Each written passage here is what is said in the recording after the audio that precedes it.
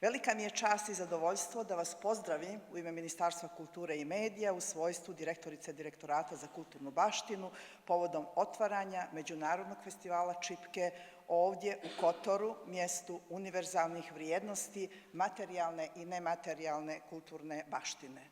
Također, želim da prenesem pozdrave naše ministarke Tamare Vujović, koja je odsutna na službenom putu je. Ovaj festival predstavlja izuzetno važnu platformu za očuvanje, promociju i prezentaciju tradicionalnih vještina i zanata, među kojima Dobrotska čipka zauzima posebno mjesto, kao jedinstveni i vrijedni segment naše nematerijalne kulturne baštine.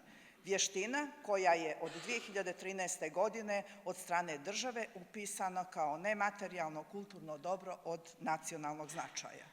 Taj status nije formalnost, već obaveza da se znanje dokumentuje, prenosi i održava u praksi.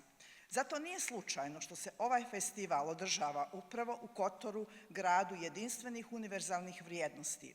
U takvom prostoru čipka se ne posmatra izdvojeno, već kao dio istog sistema vrijednosti, kao kulturno dobro koje zahtijeva pažnju, znanje i trajnu brigu o njoj.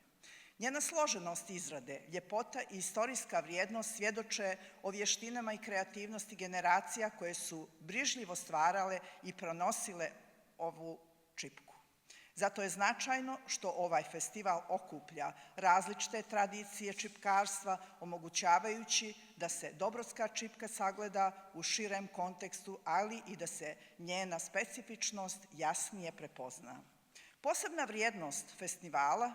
vrijednost festivala čine radionice i edukativni programi, kroz njih se znanje ne predstavlja kao rezultat, već kao proces, kao vještina koja se uči, ponavlja i usvaja.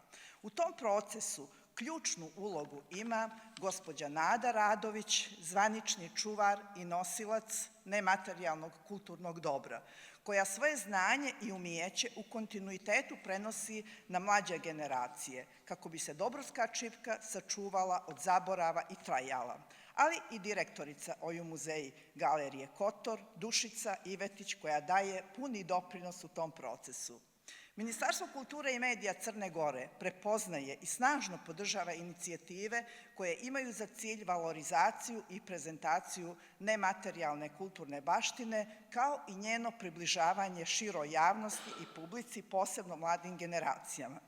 Zato će, sigurna sam, u periodu koji slijedi, a u saradnji sa opštinom Kotor i svima vama, dati puni doprinos da se izuzetne i jedinstvene kulturne vrijednosti Dobrotske čipke valorizuju na međunarodnom nivou i Dobrotska čipka upiše na UNESCO reprezentativnu listu nematerijalne kulturne baštine čovječanstva, jer složit ćete se svi vi da to čipka i zaslužuje.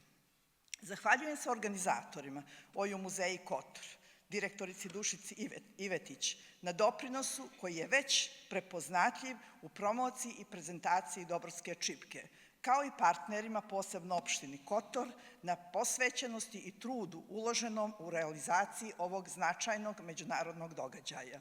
Uvjerena sam da će ovaj međunarodni festival čipke u Kotoru biti inspirisan susret tradicije i savremenog stvaralaštva, te da će ostaviti snažan utisak na sve učesnike i posjetioce. Zato vam u ime Ministarstva kulture i medija želim uspješan rad u danima koji predstoje. Zahvaljujem.